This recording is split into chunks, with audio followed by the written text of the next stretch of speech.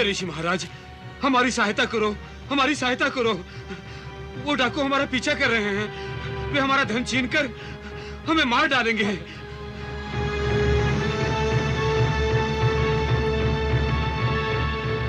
इसलिए कृपा करके हमारा धन माल अपने कुटिया में छुपा कर रख लीजिए और हमें भागने का कोई मार्ग बताइए।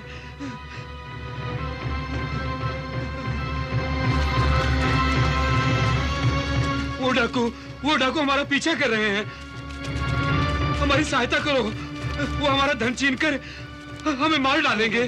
कोई बात नहीं, हमारी कुटिया में सामान रख दो और तुम लोग इधर से नहीं उस रास्ते से निकल जाओ। चलो चलो।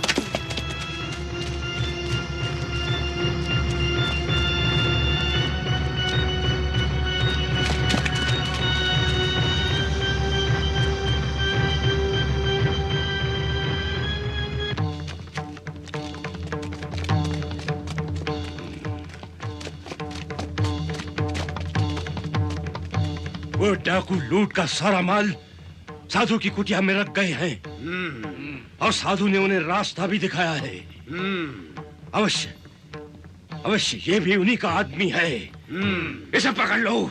चलो जाओ।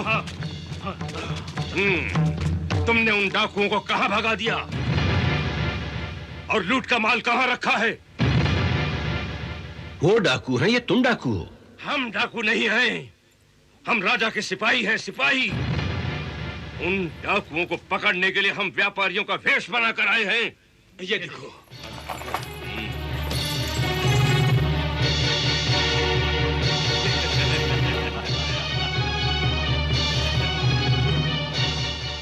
ये सब क्या है? उन्होंने कहा कि तुम डाकू हो, उन्हें लूटना चाहते हो। वो मेरी शरण आए थे, मैंने उनका धन अपनी कुटिया में रखकर उन्हें भगा दिया। अब तुम कहते हो कि वो डाकू थे। सत्य क्या है? इतने भोले मत बनो पाखंडी बाबा, तुम उन्हीं डाकुओं के साथी हो। बांध लो इसे। परंतु मेरी बात तो सुनो। अब ये परंतु वरंतु सब राजा के सामने कहना। ले चलो इसे।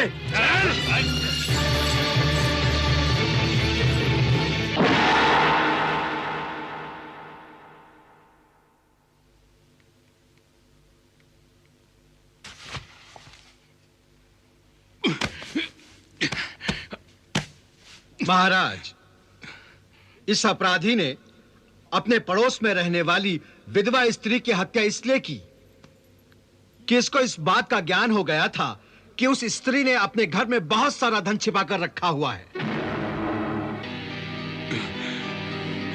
यदि उसने अपना धन छुपा कर रखा हुआ था तो इसे इस बात का ज्ञान कैसे हो गया? वो स्त्री इसे बहुत अच्छा आदमी समझती थी, इसलिए अपने पति की मृत्यु के बाद उसने बड़े भोलेपन से इससे यह परामर्श चाहा कि जो पैसा उसका पति छोड़ गया है, उसका पता यदि चोर डाकुओं को मिल गया तो वो सारा धन लूट कर ले जाएंगे। उसकी रक्षा कैसे की जाए? तो इस आदमी ने उस स्त्री को यह सुझाव दिया कि अपने घर के आंगन में एक बहुत बड़ा गड्ढा खोदो और उसमें उस धन को छुपा दो। और गड्ढा खोदने में सहायता के बहाने एक रात यह आदमी उसके घर गया। जब दोनों ने मिलकर वो गड्ढा खोदा तो इस आदमी ने उस स्त्री की हत्या करके उसको गड्ढे में दबा दिया और स्वयं उसका धन लेकर भाग गया। महाराज,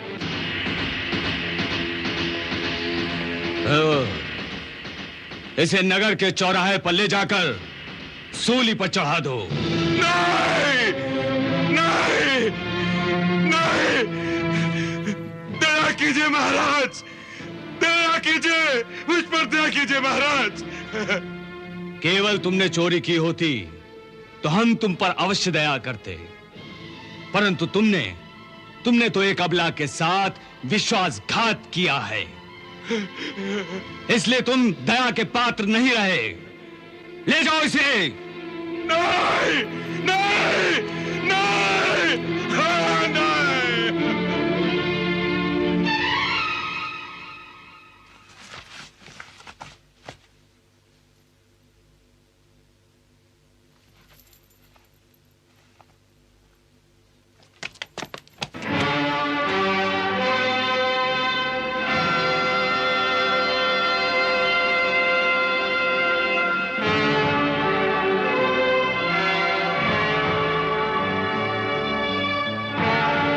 इस साधु को क्यों लेकर आए हो?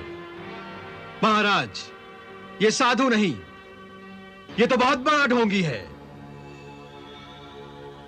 खांडव वन के जंगलों में आजकल कुछ डाकुओं की टोली ने बड़ा उत्पात मचा रखा है। ये बड़े निर्मम लोग हैं महाराज। हर आने जाने वाले यात्रियों और व्यापारियों को लूटते हैं और फिर उनका वध कर देते हैं महाराज। ये समाचार मिलने पर मैंने अपने कुछ सिपाहियों को उस जंगल में व्यापारियों के वेश में भेजा। जब उन डाकुओं ने हमारे सैनिकों पर हमला किया, उन्हें लूटा और फिर उनका वध करना चाहा, तो हमारे सैनिकों ने भी अपने शस्त्र निकाल लिए। सैनिकों को देखकर सारे डाकू भाग खड़े हुए, परंतु उनका पीछा करते करते जब हमारे सैनिक इस साधु की कुटिया में पहुंचे तो यह देखकर हैरान रह गए कि लूट का सारा माल इसकी कुटिया में छिपा कर रखा हुआ है, जिससे यह पता चलता है महाराज कि यह साधु भी उन्हीं की गिरोह का एक डाकू है, जो झूठ मूठ का साधु बनकर तपस्या का ढोंग रच रहा है। परंतु वास्तव में यह उनके माल की रक्षा करता है महाराज।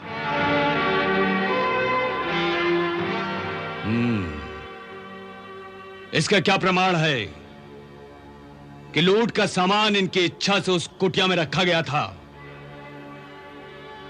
हो सकता है ये ध्यान में बैठे हों कि किसी दूसरे ने वहां सामान रख दिया हो। नहीं महाराज, ऐसा नहीं है। हमारे सैनिकों ने उन डाकुओं के साथ इस साधु को बात करते देखा था और यह भी देखा था कि यह साधु उन्हें संकेत से यह बता रहा था कि यह सारा माल यहां छोड़कर यहां से भाग जाओ। तो क्या यह सत्य है कि तुमने उन डाकुओं से स्वयं कहा कि अपना माल छोड़कर यहां से भाग जाओ? हाँ महाराज, परंतु जब तुमने मान लिया कि तुमने स्वयं उन लोगों को कहा कि लूट का माल अंदर रखकर भाग जाओ, तो उसके पश्चात और क्या परंतु रह जाता है? तुम तो वो पाखंडी हो जिसने ना केवल साधुवेश का अपमान किया है, बल्कि हम जैसे सांसारिक मनुष्यों की जो आस्था, जो श्रद्धा, जो विश्वास साधु संतों के प्रति होता है, तुमने हमारी उस श्रद्धा, उस विश्वास की हत्या की है। मानव की हत्या करने वाला महापापी होता है, परंतु जो श्रद्धा, जो विश्वास की हत्या करता है, वो तो उससे भी बड़ा पापी होता है। ऐसा पापी इस धरती पर रहने योग्य नहीं है। इसे आज ही नगर के चौराहे पर ले जाकर सूली पर चढ़ा दो। ले जाओ इसे।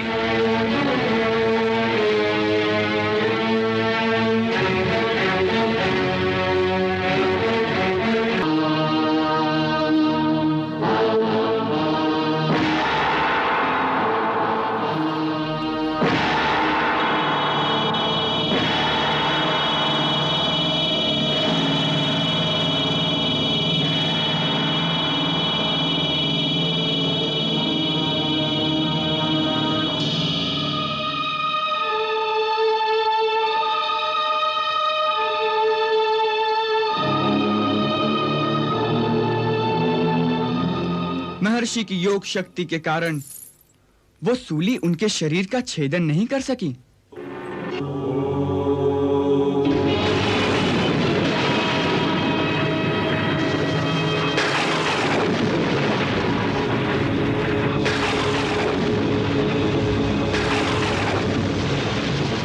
और अपने तपोबल की शक्ति के द्वारा वो उस सूली की नोक पर बैठे बैठे ही तपस्या करते रहे।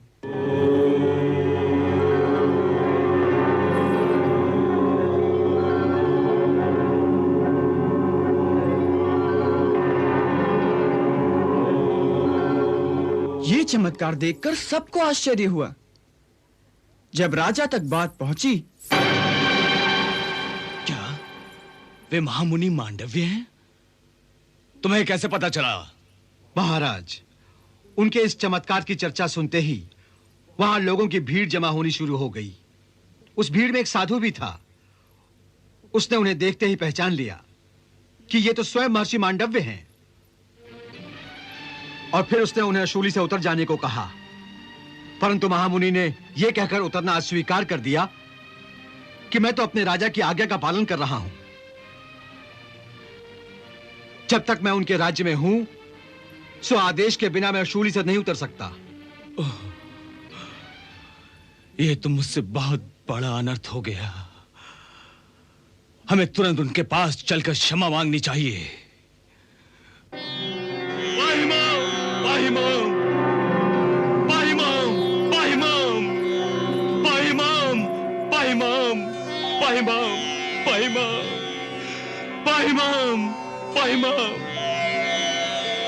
हे मुनिवर, मुझे क्षमा कर दीजिए। क्षमा, क्षमा है दया निधान, क्षमा।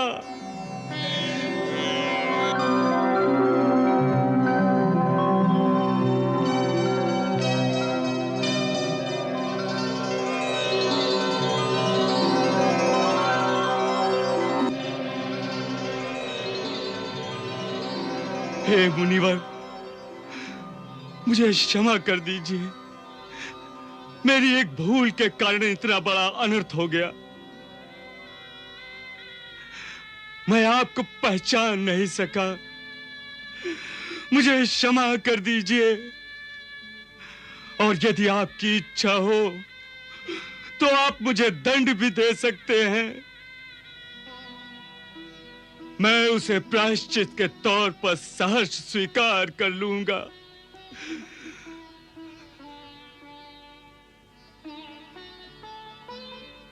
नहीं राजन, मैं तुम्हें कोई दंड नहीं देना चाहता, क्योंकि इसमें तुम्हारा कोई दोष नहीं। जिस परिस्थिति में तुम्हारे सैनिकों ने मुझे देखा, उस परिस्थिति के अनुसार तुमने जो न्याय किया वो उचित ही था।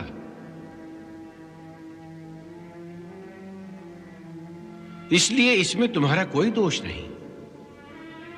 दोष है विधि का, दोष है धर्मराज का, जिसकी आज्ञा से काल ने उस क्षण ऐसी परिस्थिति पैदा कर दी।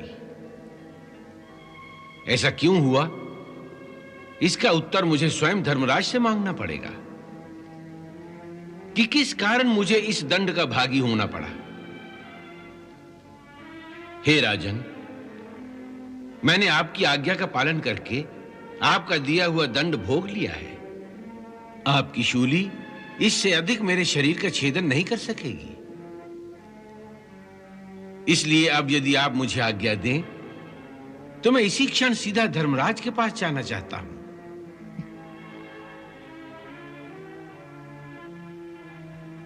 हे मुनिवर, मुझे और लज्जित न करें।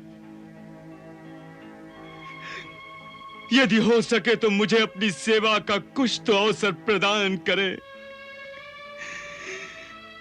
जिससे मेरा कुछ तो प्रायश्चित हो सकेगा। वो फिर कभी सही राजन, तुम्हारा कल्याण हो।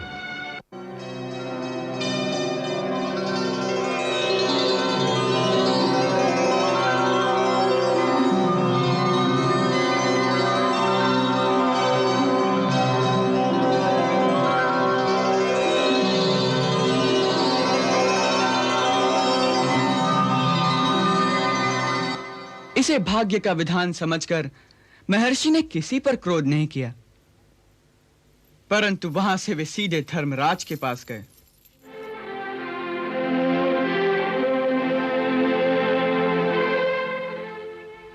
मैंने जानते हुए तो अपनी आयु में कोई पाप नहीं किया, परंतु अनजाने में मुझसे ऐसा कौन सा पाप हुआ जिसका इतना भीषण फल मुझे भोगना पड़ा।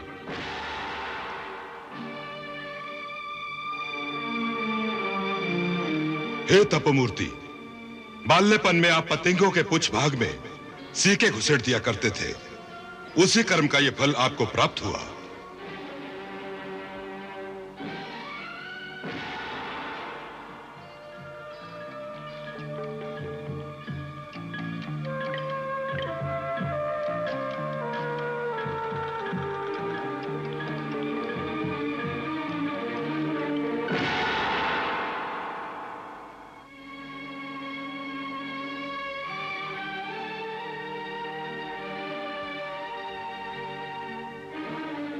धर्मशास्त्र के अनुसार जन्म से लेकर 12 वर्ष की आयु तक बालक जो कुछ करे उसे अधर्म नहीं माना जाता, क्योंकि उस समय तक बालक को धर्मशास्त्र का ज्ञान नहीं हो सकता। सो तुमने बाल्यपन में की हुई मेरी मूर्खता को पाप की संज्ञा देकर अन्याय किया है। दूसरी बात यह है कि तुम ये भूल गए कि न्याय के आसन पर बैठने वाला अपराध की मात्रा के अनुसार ही दंड देता है। उस मात्रा से अधिक दंड देने से अन्याय करने का पाप लगता है, और जो स्वयं न्यायमूर्ति होकर किसी पर अन्याय करे तो वो भीषण अपराध कहा जाता है। अतः हे धर्म, इस पाप का दंड भोगने के लिए तुम मनुष्य योनि धारण करके एक शूद्र माता के गर्भ से मृत्यु लोक में जन्म लोगे, जहां तुम न्याय और अन्याय की गुत्थियां सुलझाते सुलझाते थक जाओगे। यही तुम्हारा दंड है।